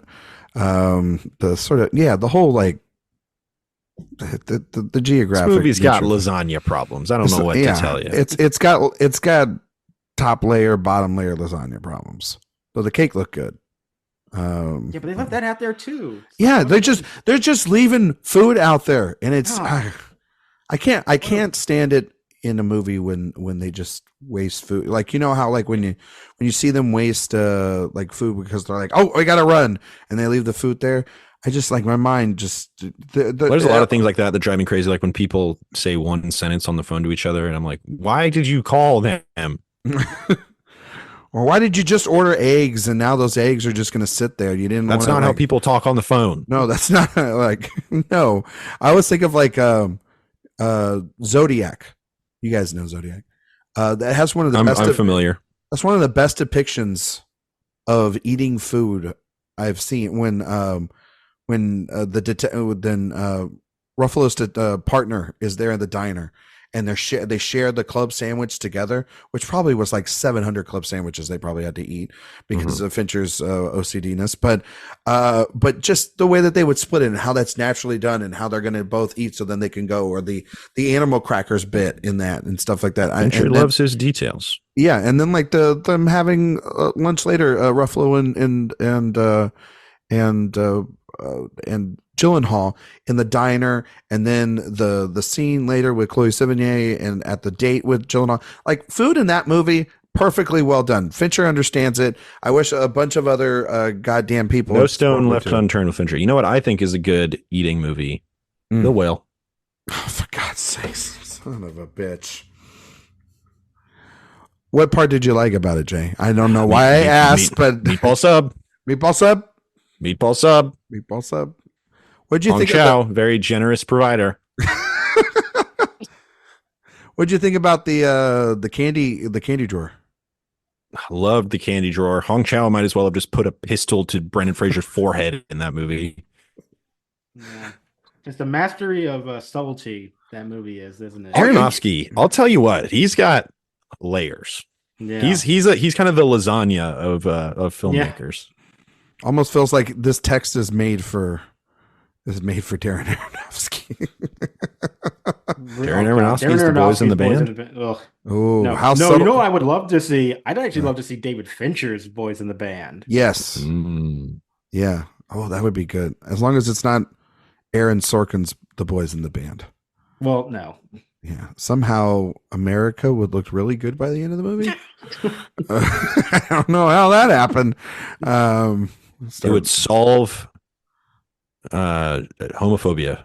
There you go. There you go. Look at you, Jay. Look at you being the Aaron Sorkin on this podcast. But Jay, in all seriousness, the trial of the boys in the band. Yeah. Oh my God. Is there 7 of them? There's 6, I believe. Well, 7 if you count Tex. Okay, so throw Tex in. We never talked about Tex. We never talked. I gotta say, well, that says a lot right there. That says a lot about that character. Yeah, but I will say, who plays him in this version?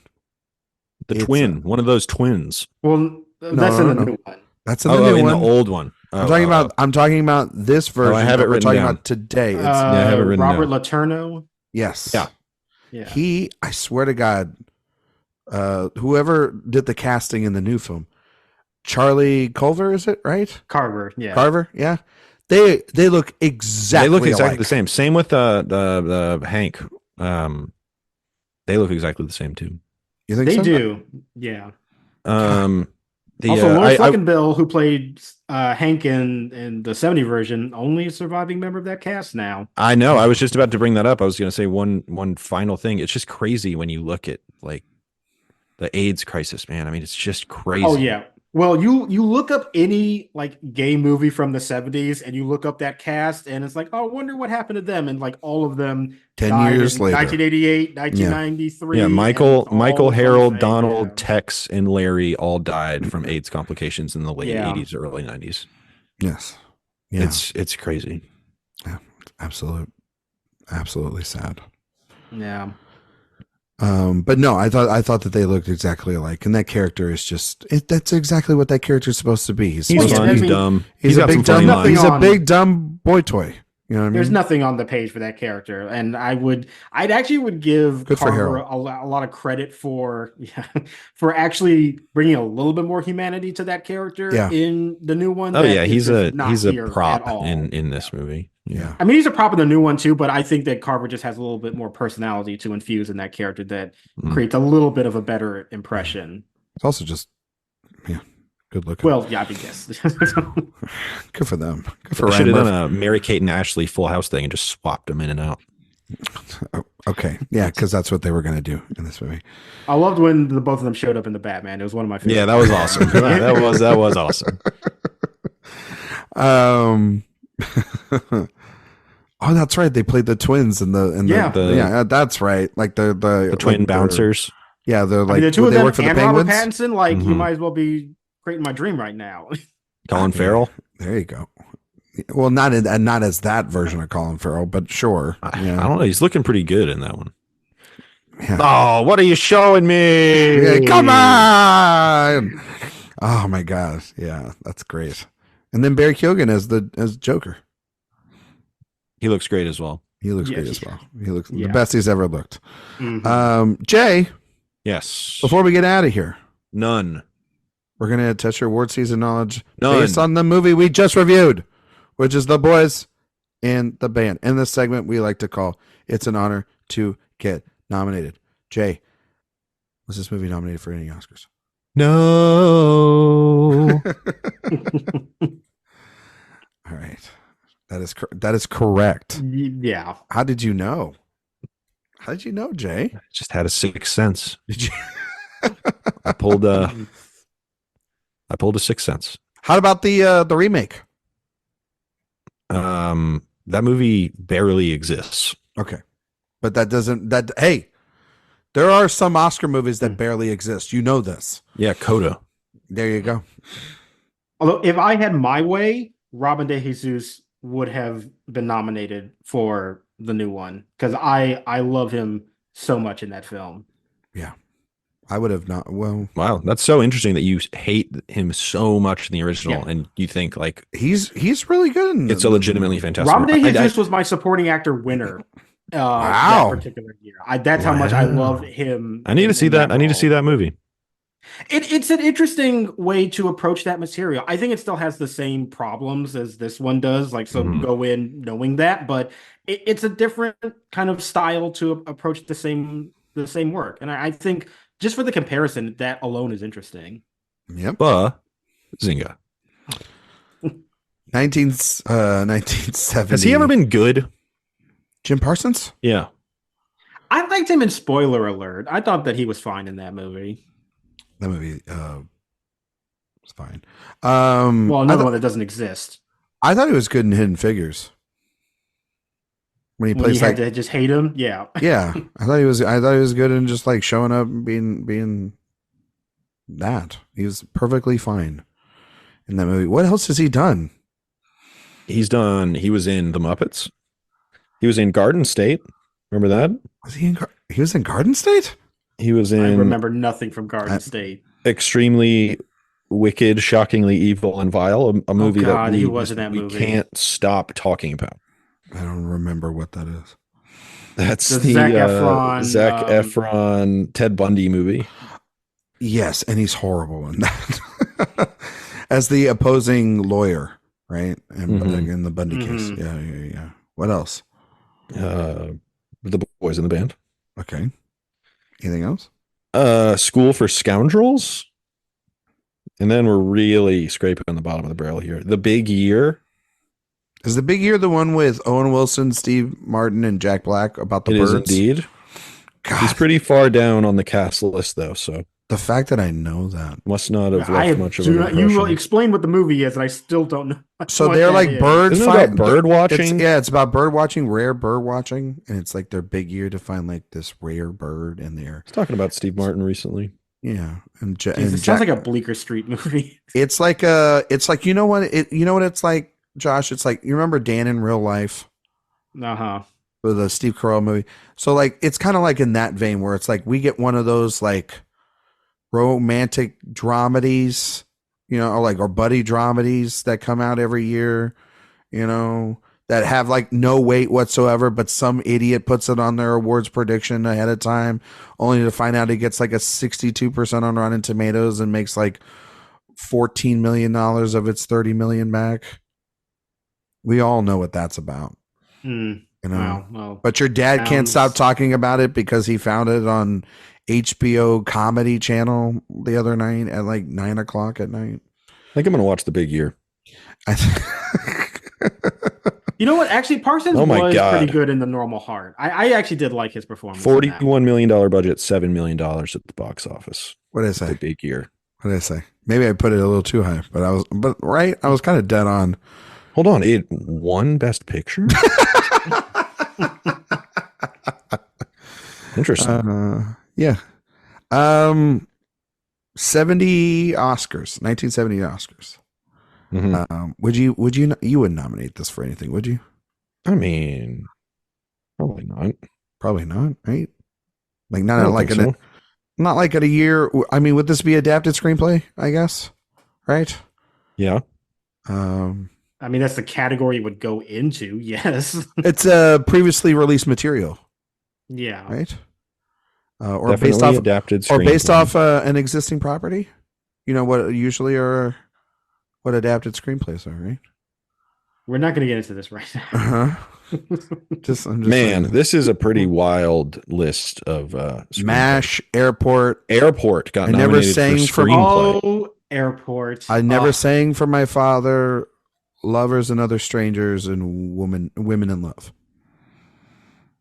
Those were the films that were nominated for adapted. I love that Airport is like a huge Oscar hit because it's such a junk movie. But I love that it's like if Twister, it really is, was an Oscar Hey, player. Looking at the slate of movies in 2024, Twisters is going to get into Best Picture at this point. It's one of my most anticipated films of the year. That's cast not even is lying. Insane. I mean, I am the casting director for that movie. I don't know if you knew that or not. Thank you for your service, Josh. Yeah. Isn't that it's Glenn Powell? And you got Glenn Powell. You got Anthony Edgar Ramos, Jones, Anthony Ramos, yeah. Brandon Perea. Yeah. Okay. Just got hot in here. It got hot in here. I'll tell you that. And Twister is just one of my all-time favorite movies to begin with. And you're going to give me another one with this incredible cast. Director. Man, that cast actually runs kind of deep. Who's directed that? Yeah. Maura Tierney, Sasha Lane. Who's directed Lee that? Isaac Chung. Lee Isaac Chung. It's his follow to Minari, right? Yeah. Wow. I am absolutely excited for that movie. Yeah, it could be good. And they're saying it's pretty much disconnected from the first one. That's pretty good. Yeah. Until they go back in time into the Twister and go to the Yellow Brick Road and all that other stuff. It's actually a Wizard of Oz tie-in. I want his, like Edgar Wright has, they always would eat the Cornetto ice cream in the Cornetto trilogy. Yeah. I want Lee Isaac Chung to always have someone drink pee. Oh, because they did that in Minari? Mm-hmm. I mean, sure. I want that to be his trademark. That's what you want? It's like how Alfred Hitchcock would show up in the background. Oh, or like M. Night Shyamalan shows up and he's the worst character in the movie? How dare you? When is he not the worst character in his own movie? He was kind of fun in Old. Didn't you not like Old? No, I like Old a lot. Okay, all right. Old good. I'm not crazy about the ending, but Old as good. far as form, that movie is like crazy. That movie. Yeah, old good. Old good. Old good, really. Beach make old. Knock at the Cabin? Not good. Mid. Very mid. As the I Josh, think they're both pretty mid, but that's just me. Josh. Old good. Is so bizarrely shot. The cinematography. Yeah, that's what I love about it. Yeah, it's It is wild. baffling. It's wild. Bananas. Why does Rufus Sewell only his nose is in frame and profile? Hell yeah. It's great. It's Wild decisions. It sounds like you're talking about Maestro.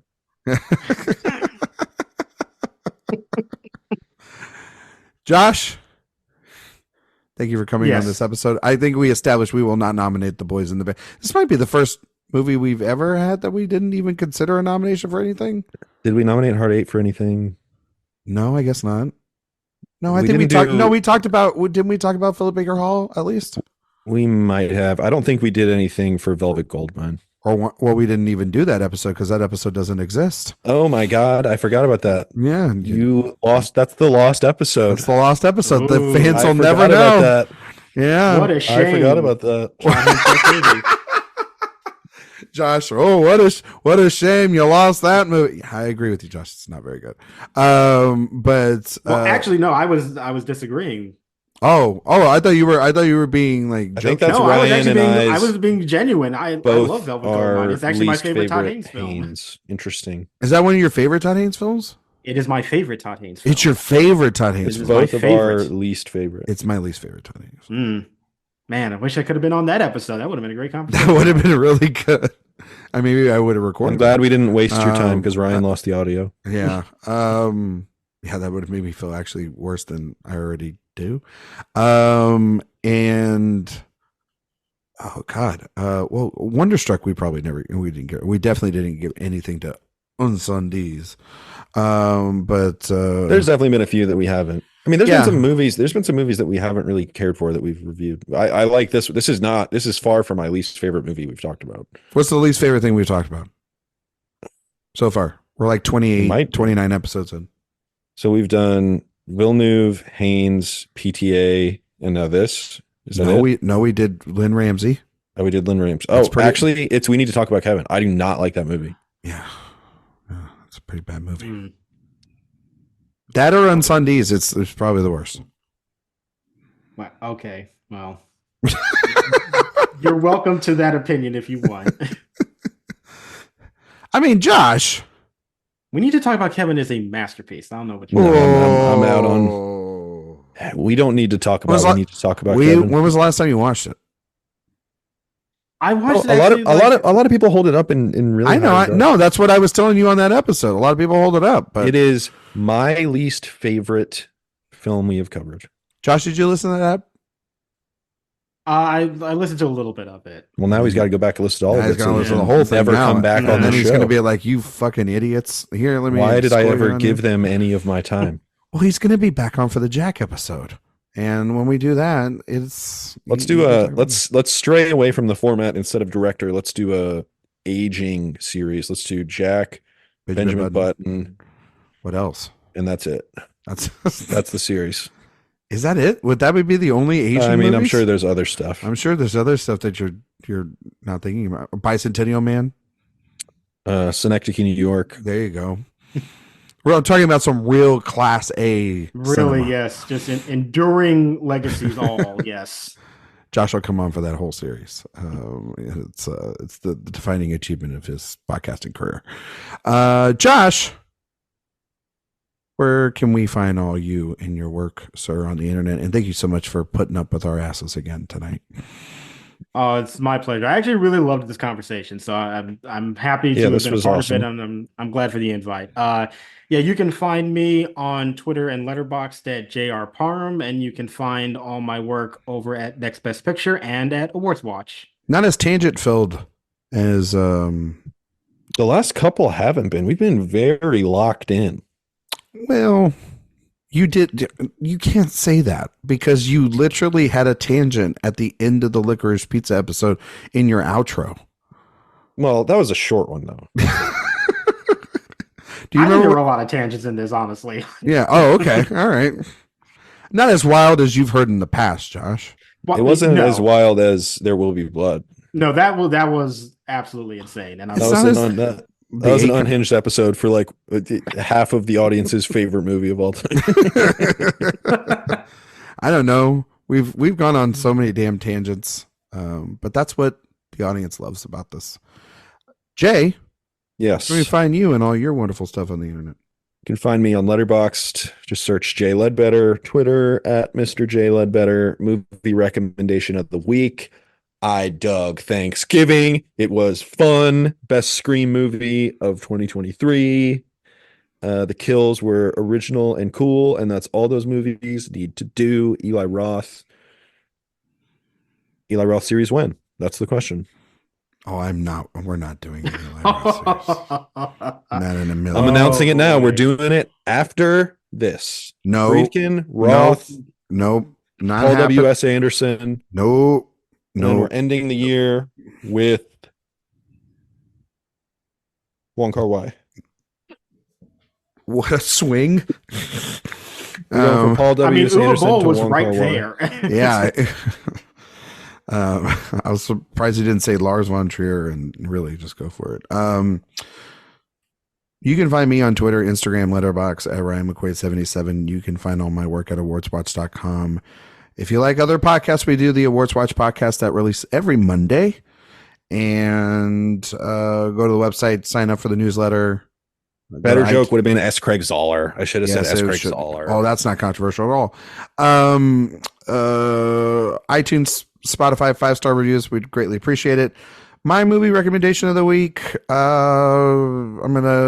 Because Josh is here and I recently watched it and I gave it 5 stars. I bumped it up to the 5 stars because it deserves it. It's one of my favorite Bond movies of all time.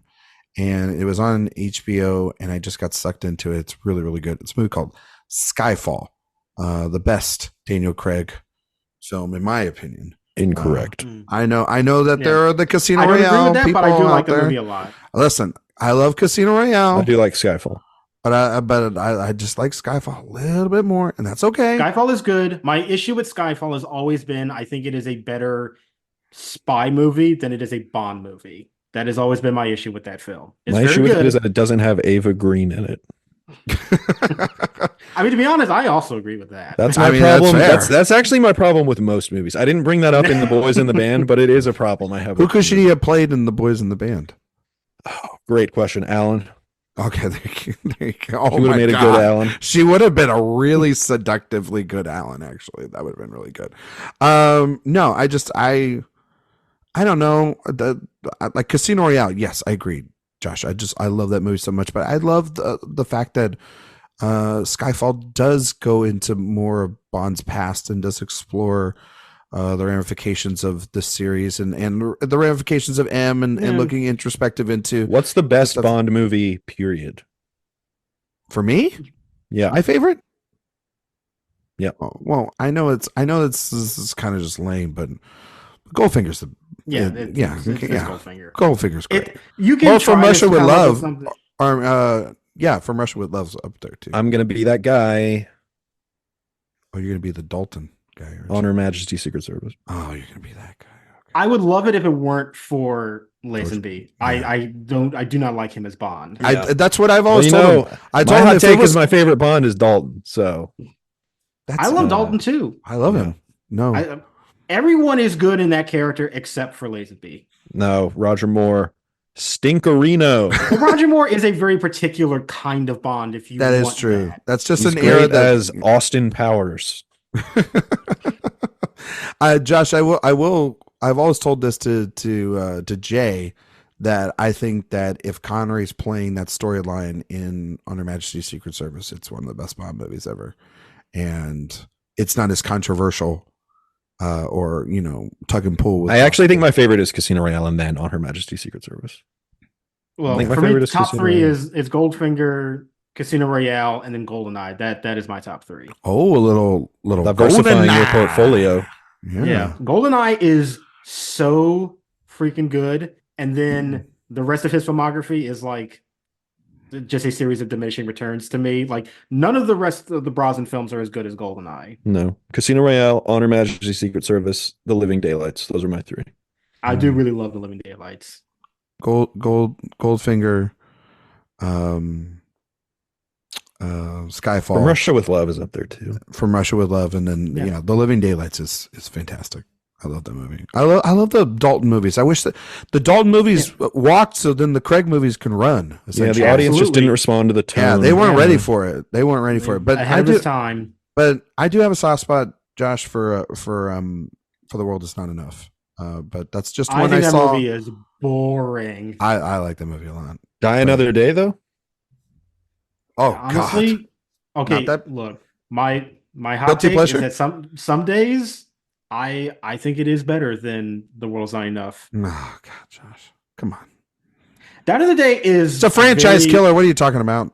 Well, yeah, it is, but like It's not the worst Bond movie. It's the maximalist Brosnan movie. No, I find it to be so watchable though. Like it's bad, but I think it's watchable. It's fun. I will say this. It's not like some of the more films, which I think are really honestly my least favorite Bond movie is a Connery film, if you can believe it or not. Which one? You Only Live Twice. You Only Live Twice. Interesting. I hate that movie. I hate it so much. There's a lot of people that really like that one. I know there are, and they're wrong because it's bad. Is You Only Live Twice the one where he has the Asian makeup? Yes, it is. I like that one, actually. Go undercover as a Japanese man. Yeah, I actually like that one, except, obviously that's very some of it hasn't aged well. Yeah. But I do like that movie. Yeah, no, it doesn't. Diamonds Are Forever. Diamonds Are Forever is trash. What's the one where they go underwater? Rollerball or whatever it's called? Thunderball. That one is that was just it's garbage. I don't like that one. I don't like so much.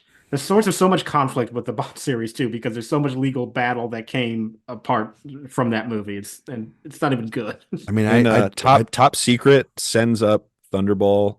Yeah, so well. Oh my gosh, that's one of my favorite bits in Top Secret. And also, I do not like Quantum of Solace. I think that movie is that's. I mean, that is a product. There's been a weird resurgence, reclamation of Quantum of Solace. People are trying too hard. I know our own. That movie's about stealing water. I know our own Griffin Schiller really loves that movie, and I say this with all the love. Griffin's just wrong. Like, that movie is bad, and there's a reason why like they tried to retcon so much of that shit in the next 3 movies. And then I know that people don't like Spectre, but as a Bond fan, hour of Spectre, I think is awesome because the first hour of Spectre is the first like true formula Bond movie of Daniel Craig's tenure that we had gotten up until that point, and I love it. After that, it gets shaky for me, and I hate Christoph Waltz's Blofeld.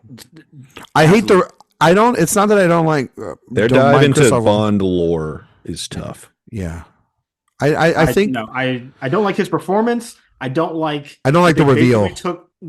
They basically took the thing that Austin Powers was making fun of a decade ago and just doing it in that movie. Yeah, they literally took the twist. I know. I'm not disagreeing with you. I'm not disagreeing with you, Josh. My fascia.